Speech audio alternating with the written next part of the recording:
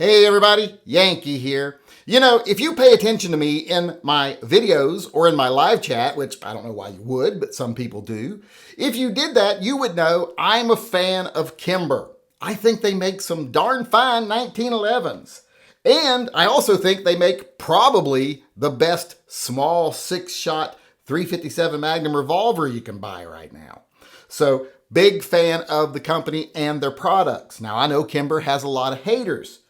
It seems to be very in vogue to hate on Kimber because they compete with big custom manufacturers. So the people who like those don't want to tell you, oh, we'll get you a Kimber. It's just about as good. Also, cult people hate on the Kimber. In fact, I can't count how many times I've heard people say things like, well, a dealer told me that he takes back twice as many Kimbers for repair as he does Colts. And then if you say, well, how many Kimbers does he sell for every Colt he sells? And they're like, well, 8, but why does that matter? I'm like, well, that matters because the math you're using to try to show that Kimber is twice as unreliable as Colt actually shows that it's 4 times more reliable.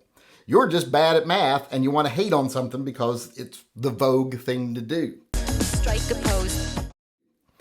But I don't do that. I like to judge products by the quality of the product. I don't get involved in brand versus brand. I have my favorites, but you'll often hear me say, that's not something I care for, but it's great, or it's awesome, or it's nice, or it's bad if it's bad.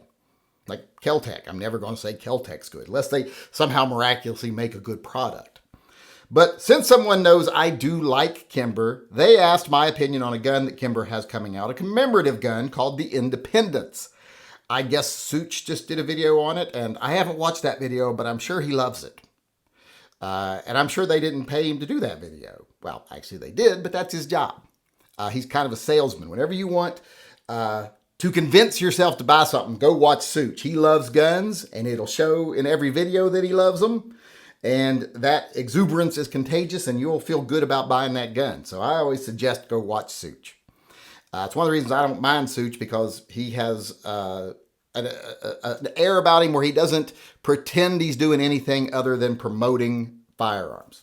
So I don't mind that at all. But like I said, he did a video on this new gun called the Independence from Kimber. And people said, well, what do you think of it? Well, I wasn't going to do a video on this gun because I don't like it. I don't like it at all. I think it's ugly. Now, I know ugly is subjective. My mom thinks I'm handsome. So looks are very subjective. Although she hasn't said that since I was like 10, so I don't know if that's true now.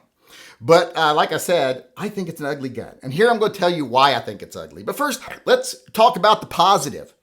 There's some good things about this gun. It's all stainless steel. I like that. It's hard to find all stainless steel guns now that are well made. It has kind of creative rear serrations there. I like the way they do their rear serrations. I love the fact that it's got that comp on it. That comp is awesome. I can't say a bad thing about that comp. And it's also got really nice sights. I love those sights. Those high-vis front and rear sights. I like those a lot.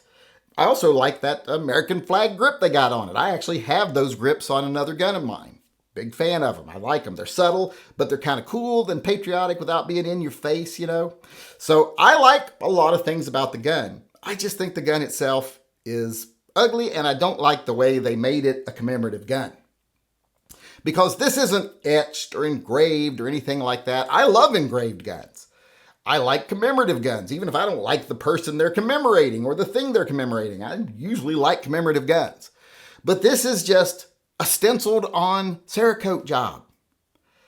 And not a particularly good one in my opinion either, because when it gets down to the grip frame, it looks pretty cheesy. So I can't say I'm a fan of this. It just looks ugly.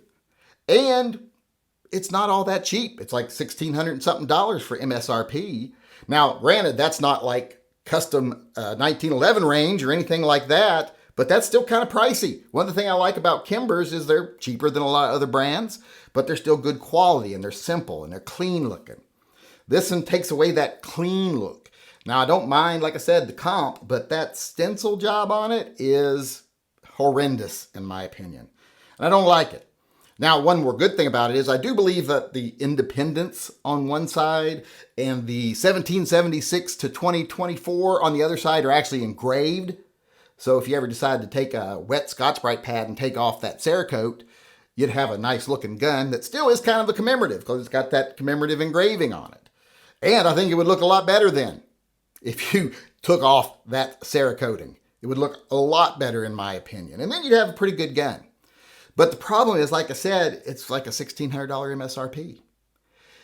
If I was going to give anybody advice on this gun, they came to me and said, hey, I'm thinking about getting a Kimber. Should I get this one? I'd be like, no. Because like I said, even though I like the comp and I think they make good guns, I like the grips, I like the rear serrations, I like the sights and everything else, it's also 45 ACP. Now, that's great for a commemorative gun, but if I was going to have a functional 1911, I'd want 10 millimeter. That's another problem I had with it. If I was going to buy it for anything other than to just sit on a shelf or hang on the wall and look at, I want it to be a more competent caliber. So I'd want the 10 millimeter. So if someone came to me and said, hey, I'm looking for a good 1911, would this be a good one to get if I was actually going to use it? I'd say no. If they're just going to, like I said, commemorative piece, even if you took that finish off of it, it would still be a nice commemorative gun in 45 ACP, and I think it would be a nice gun to have. But if you're going to use this 1911 and you want a good one, I say save $200 or $300, look in that same Kimber case that you're looking at your dealer and find yourself a Camp Guard 10, because that's one of the best guns Kimber makes. Not only is it better all around, it also is, in my opinion at least, way better looking and will save you hundreds of dollars.